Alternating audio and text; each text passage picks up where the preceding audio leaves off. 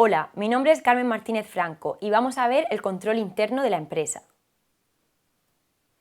Recordamos que las fases del proceso de auditoría son la fase previa, la fase de planificación, fase de ejecución y por último concluimos el proceso con el informe de auditoría. Pues bien, dentro de la fase de planificación, una de las tareas que debe hacer el auditor es analizar el control interno de la empresa que va a auditar. Por eso, en este vídeo vamos a explicar en qué consiste ese control interno de la empresa. ¿Cómo definimos el control interno?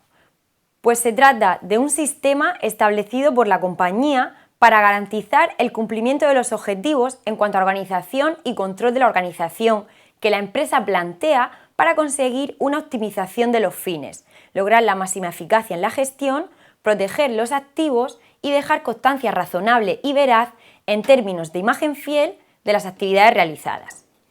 El sistema de control interno abarca aspectos de diversa índole, tanto registrales como informativos, como administrativos u operacionales y organizativos. El sistema de control interno nos asegura, por un lado, que los activos van a estar protegidos, tanto protección física como contable. Nos asegura también la obtención de información adecuada. Nos asegura que vamos a tener una información como requisito indispensable y que va a ser oportuna y eficaz para poder adoptar las decisiones más convenientes. Nos va a asegurar la promoción de la eficiencia operativa. El sistema de control interno debe perseguir el logro de la máxima eficiencia en el desarrollo de las actividades de la empresa. Y nos asegura también estimular la adhesión a las políticas de la gerencia. Lo que pretende es mejorar las condiciones dentro de la empresa y que el personal se identifique con los planes y objetivos corporativos.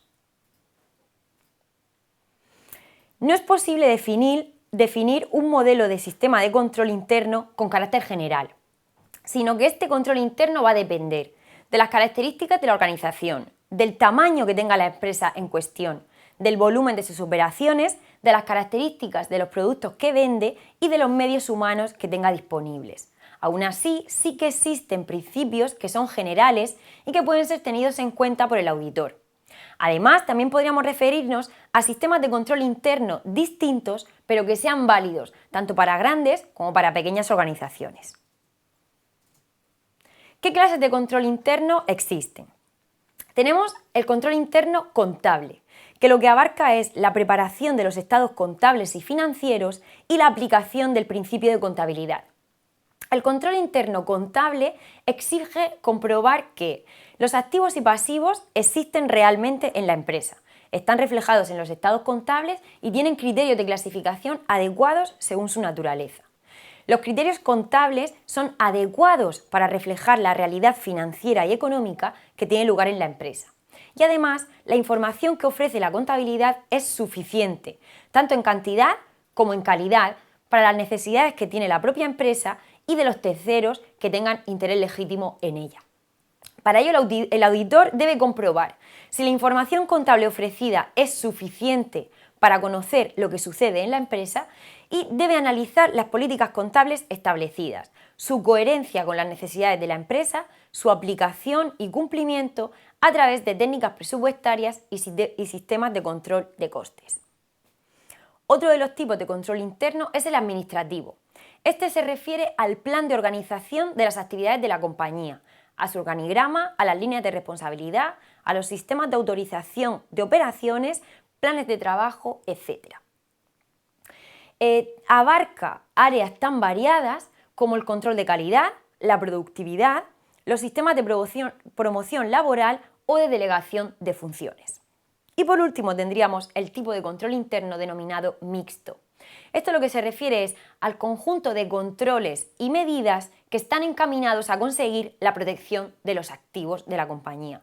Por tanto, abarca tanto medidas de carácter administrativo, como es la segregación de funciones, como de carácter contable, como la realización de presupuestos, de inventarios o el establecer sistemas de control de costes. ¿Qué elementos fundamentales tiene el control interno? Como objetivos, tiene que tener unos objetivos y unos planes claramente definidos. Evidentemente, es necesario conocer qué metas queremos alcanzar con el control interno de nuestra entidad. Pues bien, los objetivos para que sean operativos tienen que cumplir una serie de requisitos. Tienen que ser posibles y razonables. Tienen que estar definidos por escrito. Tienen que ser aceptados y entendidos por el personal encargado de su cumplimiento. Tienen que ser flexibles para poder adaptarse a las circunstancias cambiantes de la empresa. Tienen que ser revisados periódicamente, tener vocación de permanencia, que sean comunicados al personal y que puedan ser controlables para poder supervisar o medir cómo está siendo su cumplimiento. La existencia de planificación estratégica y de presupuestos es otro de los elementos del control interno. La programación de los objetivos en la empresa se realiza normalmente a través de la planificación estratégica y de presupuestos. Un presupuesto es un instrumento de planificación donde detallamos los resultados previstos de forma cuantificada. Por tanto, se trata de un patrón o norma que sirve para poder realizar comparaciones entre los resultados que hemos obtenido realmente y los que habíamos previsto con anterioridad. El control presupuestario o administrativo del presupuesto necesita un sistema de información que sea eficaz para poder llevarse a cabo. También debe existir un plan de organización. Este elemento resulta necesario ya que es imposible que la gerencia pueda supervisar de forma personal todas las operaciones relacionadas. Es por ello que tiene que existir una independencia entre los departamentos o diferentes secciones y empleados, así como establecer líneas de responsabilidad y autoridad que estén claramente definidas. Los elementos que determinan la eficacia de una organización son los siguientes. La organización debe tener una dirección eficaz. Tienen que ser responsables de fijar objetivos y de que se cumplan. Tiene que tener una fijación de funciones. Cada empleado debe saber cuál es su función dentro de la empresa. Tiene que haber una segregación de funciones. Se debe separar cada operación en fases, para que así ninguna persona tenga la responsabilidad de la totalidad de una función y así se dificulte la posibilidad de cometer irregularidades. Tienen que haber líneas de autoridad y responsabilidad que estén claramente definidas. Tienen que haber límites de responsabilidad y autoridad. Se debe saber hasta dónde se puede ordenar. Se debe saber la cantidad de subordinados que se puede permitir para una supervisión efectiva.